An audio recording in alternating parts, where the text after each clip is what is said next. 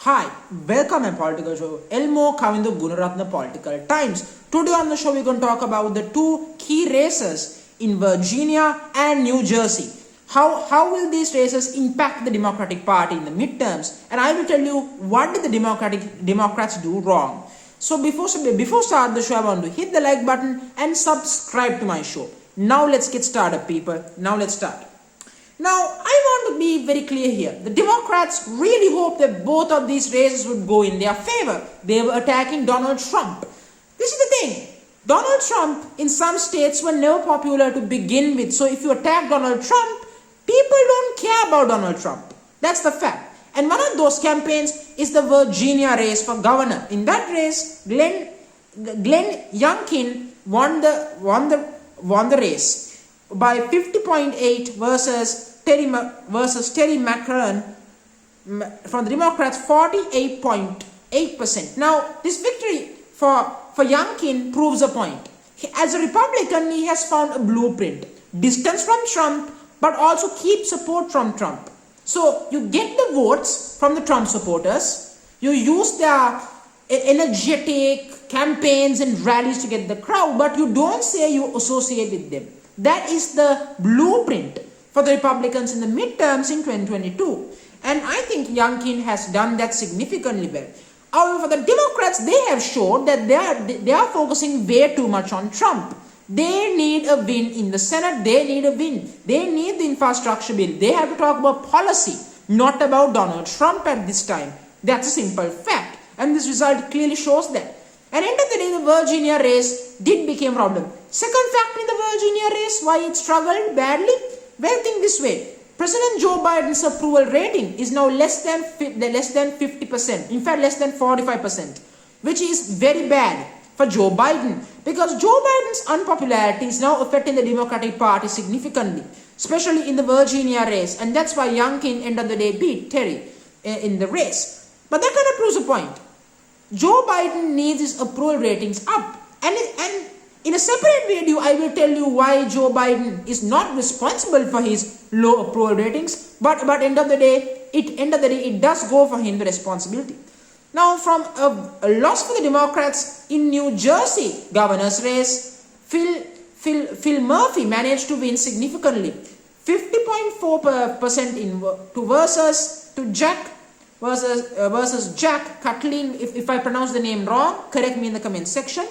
The Republican competitor with 48.8. Now, what does this result shows? In this result, this was not about Donald Trump. This was about one key factor: taxes. Phil Murphy in New Jersey has been having high property tax. New Jersey is the most expensive in terms of taxation, in terms of property tax in the country of the United States. And the people in New Jersey have complained about that for years. And Phil Murphy have not solved the problem. But he admits that if he does win, he will lower the taxes. Maybe that's why he managed to win the race by 50.4% to 48.8% versus the Republicans. So good job by Phil. But this kind of shows that in every state, it's not about Donald Trump. There are issues that's going to matter. The policies, the governing, all those factors do matter end of the day. Because if the governing part is not done right, people will choose someone else, even if they have to bear the consequences. Because that's how it works in politics. People are not always smart enough to figure out who's evil and who's not. That's a fact. People are short thinking always, and that's a fact in politics. So these two races shows the Democrats have a tough midterms ahead of them. So far, I said I'm confident about a victory for Democrats in the midterms. But now I'm not so sure for the Democrats can win the midterms. Why, you might ask? Well, the reason is for the Democrats, the infrastructure bill is not going to get through at this rate. It's just not going to happen. Without a victory with the Biden agenda, what will people vote for? What is the purpose of voting for Democrats if they have done nothing? They have the Senate and the House in their control, which they will never have something like this ever again. Now, to be fair, the Democrats' majority in the Senate is so slim that they need to get everyone in their party to agree. And as the Democrats have shown, it's not quite easy to do that. Because Senator Joe Manchin, Senator Kirsten, these senators are becoming an obstacle and a thorn in the way to be really fair. These two are responsible for the losses in Virginia and the victory and the tight victory in New Jersey. Those two are responsible significantly. That's a fact. So what can the Democrats do in the midterms to avoid the scenario in Virginia and to win by a larger margin, like win a larger margin in New Jersey than they did? Well, first thing, get the Biden agenda moving.